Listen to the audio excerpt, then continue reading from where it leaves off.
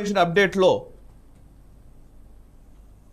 తెలంగాణకు సంబంధించిన అప్డేట్లో ఆదిలాబాద్కి సంబంధించి 42,281 ఓట్ల ఆధిక్యంలో గోడం నగేష్ భారతీయ జనతా పార్టీ అభ్యర్థి ఉన్నారు. కరీంనగర్లో ఇంట్రెస్టింగ్గా కనబడుతుంది. కరీంనగర్లో actually BJP versus BRS fight ఉంటుంది అనుకున్నారు. కానీ బీజేపీ అభ్యర్థి బండి సంజయ్ కుమార్ 92,000 ఓట్ల ఆధిక్యంలో ఉన్నారు. 92,350 ఓట్ల ఆధిక్యంలో ఉన్నారు. కాంగ్రెస్ అభ్యర్థి పైన కాంగ్రెస్ అభ్యర్థి సెకండ్ పొజిషన్లో ఉన్నారు.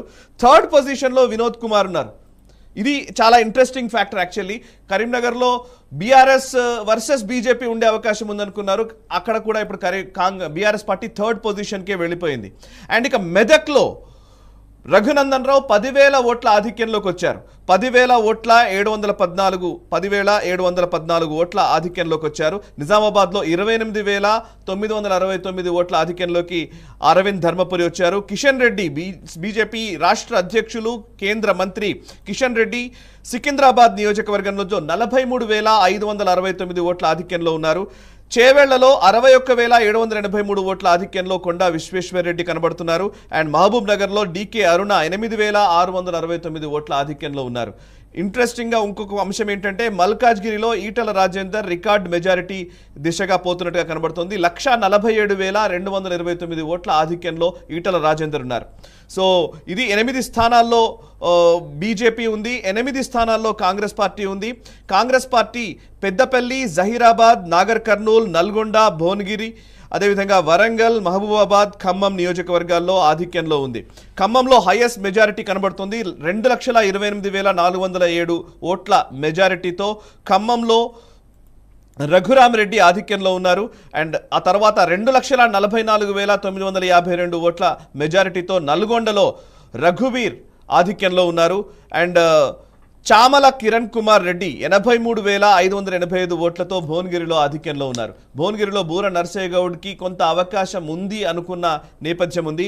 బట్ 83,000 ఓట్ల ఆధిక్యంలో భువనగిరిలో చామల కిరణ్ కుమార్ రెడ్డి కనబడుతున్నారు. కోమటిరెడ్డి బ్రదర్స్ హవా వాళ్ళు భువనగిరిలో నిలుపుకున్నట్టుగానే కనబడుతోంది. నల్గొండలో కూడా అదే హవా కొనసాగుతోంది. ఖమ్మం ఎలాగూ కాంగ్రెస్ పార్టీకి కంచుకోటగానే ఉంది. మహబూబాబాద్లో బలరాం నాయక్ 14,42,000 ఓట్ల మెజారిటీతో ఉన్నారు. కడియం కావ్య వరంగల్ బీఆర్ఎస్ పార్టీ నుంచి కాంగ్రెస్ పార్టీలో చేరి కాంగ్రెస్ టికెట్పై పోటీ చేసిన కడియం కావ్య 77,000 ఓట్ల ఆధిక్యంలో కనబడుతోంది.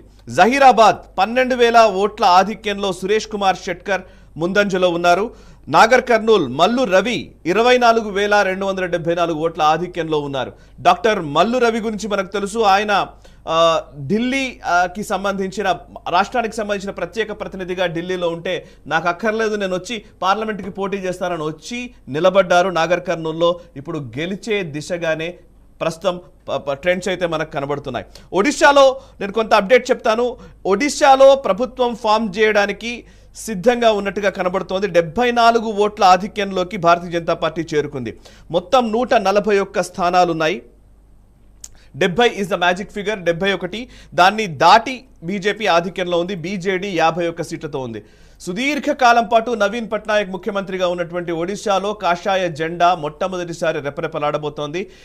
ఒడిశా అసెంబ్లీని కైవసం చేసుకోబోతోంది భారతీయ జనతా పార్టీ. ఇక కాంగ్రెస్ పార్టీ అక్కడ 13 సీట్లకు పరిమితమవుతోంది. ఆంధ్రప్రదేశ్లో ఊహించిన విధంగానే ఎగ్జిట్ పోల్స్ అంచనాలకు అనుగుణంగానే ఆంధ్రప్రదేశ్లో క్లియర్ మెజారిటీ కూటమికి కనబడుతోంది.